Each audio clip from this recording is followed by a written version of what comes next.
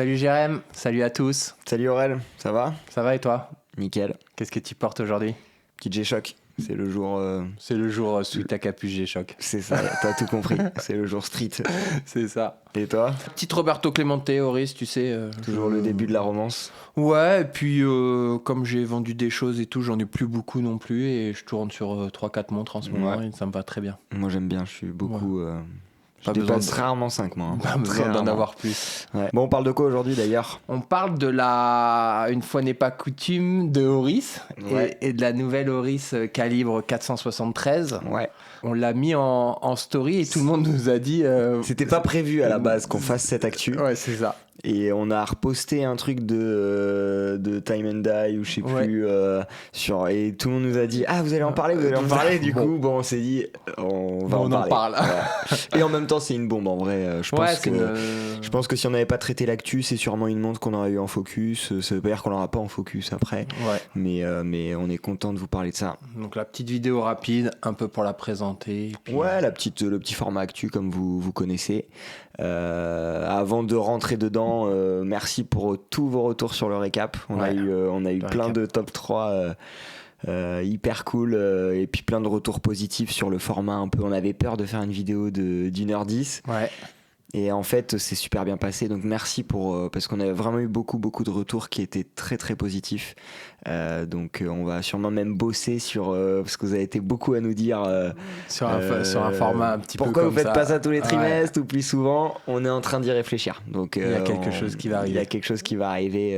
Tenez-vous prêts et puis continuez à commenter, à liker, à vous abonner parce que là la chaîne grossit et on se rend compte que ça peut nous ouvrir plein de belles choses pour vous faire du contenu de qualité. On parle de cette Bicrone. Allez, c'est parti.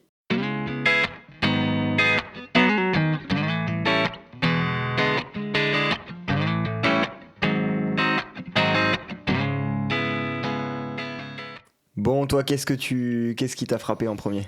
Moi, ce qui m'a frappé, je vais te dire, on va prendre un peu nos vidéos à l'envers. Par rapport à d'habitude, Par rapport à d'habitude, ouais. Moi, ce qui m'a frappé, c'est le calibre manuel et quand tu le retournes, la réserve de marche. Donc, je donne de suite le point marquant de la montre. Ouais, pour on moi, rentre en tout direct cas, dans le calibre, tu vois. Il y a pas on parle pas du cadran, de la boîte, de l'épaisseur, de quoi que ce soit. Je te parle de suite du calibre parce que je m'attendais pas à voir le calibre 400 parce que c'est un dérivé du calibre 400. Ouais, c'est 473. C'est le 473, donc c'est un dérivé. Donc ça veut dire qu'il y a 3 aiguilles. Oui. Pointer date. Et pointer date. Voilà. Et petite seconde. Et réserve de marche au dos du mouvement.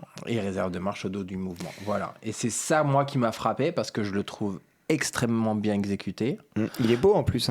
Il est beau. Pour ceux qui trouvaient le calibre 400 un peu trop brut ou pas assez décoré, je trouve qu'en enlevant la masse, on voit un peu plus de choses. C'est vrai.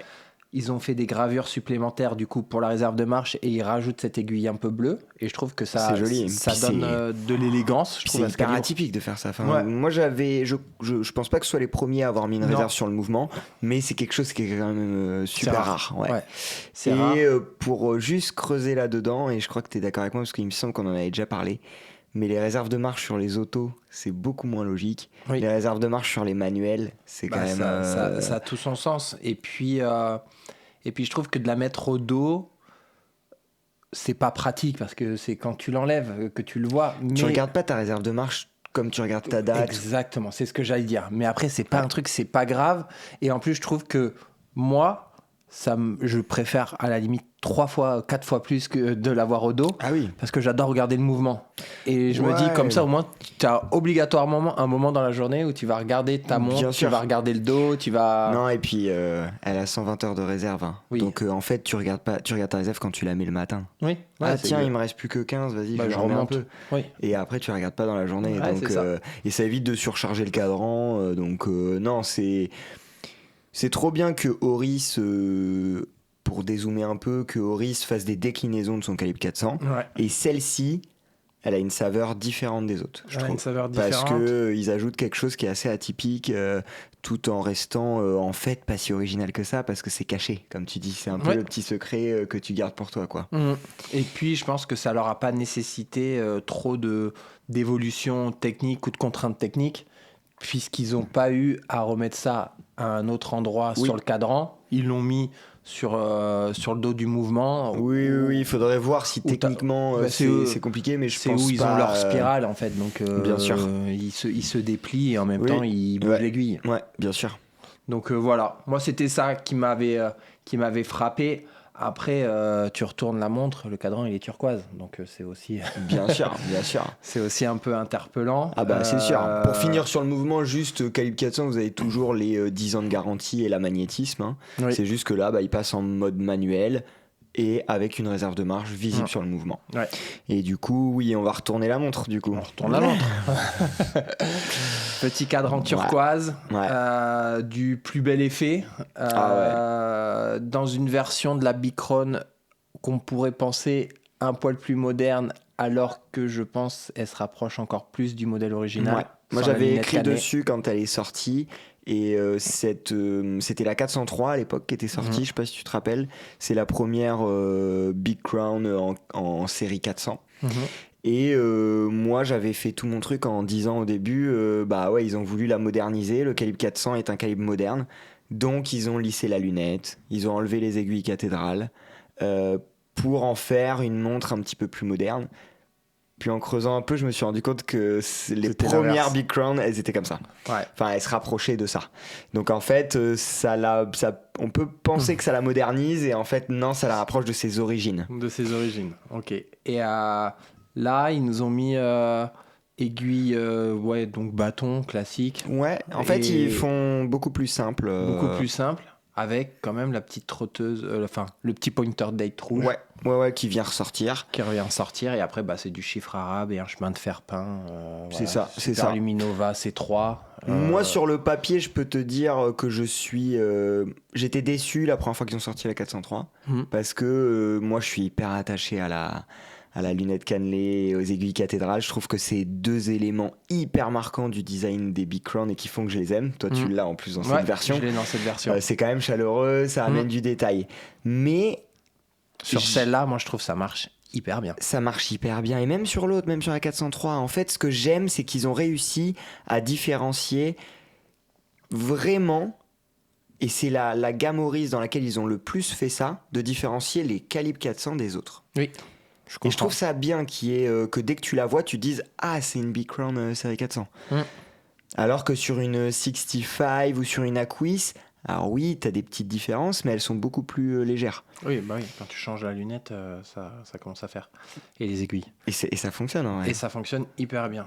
Ils sont toujours restés sur leur cuir avec cerveau-volanté. Ouais, ça c'est cool. Tuerie, hein. Si vous avez jamais essayé les cuirs cerveau-volanté, franchement...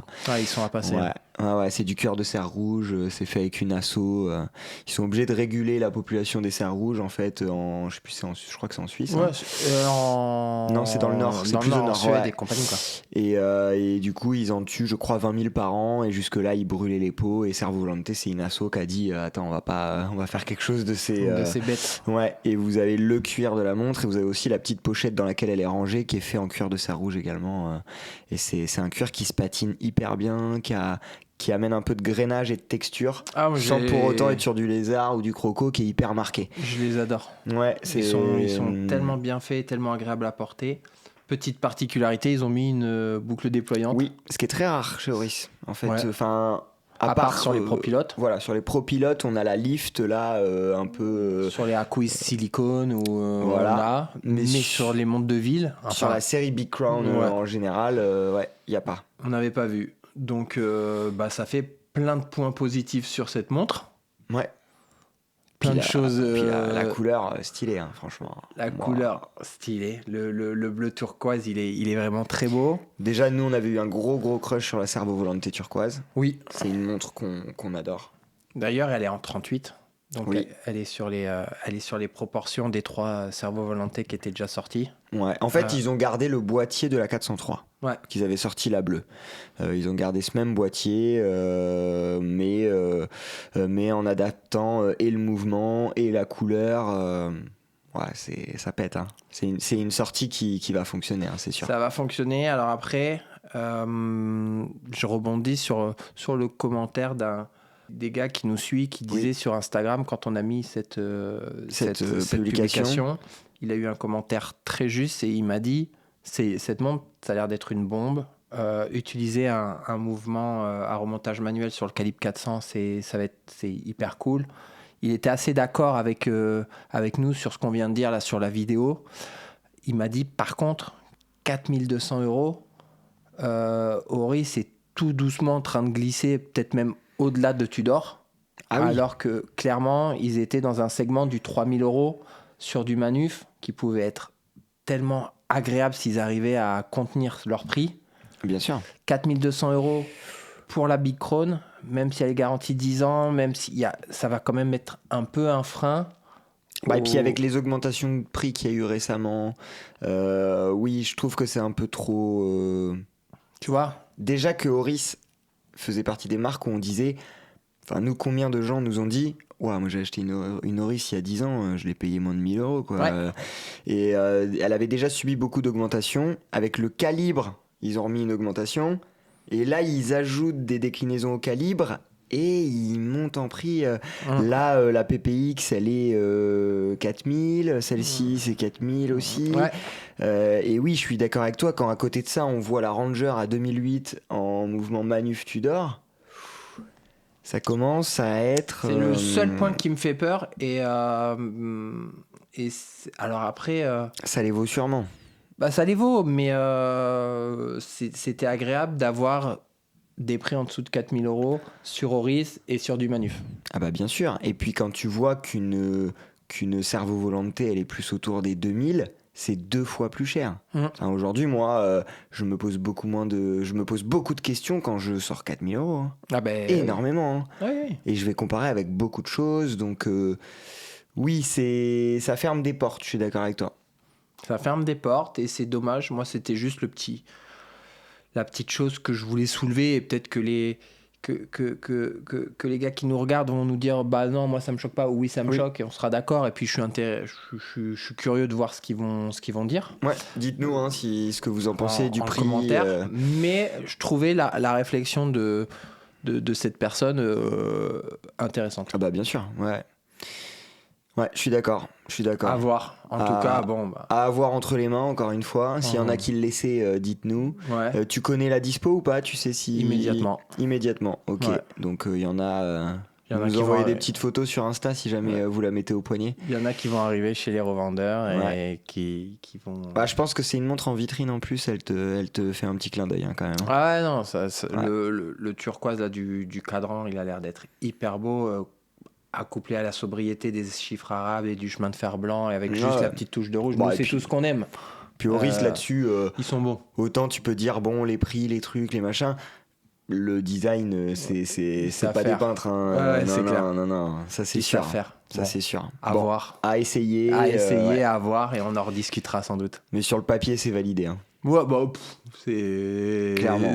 Oris, c'est souvent validé chez nous. Ouais, clairement. Bon. À bientôt. À bientôt. Ciao. Salut.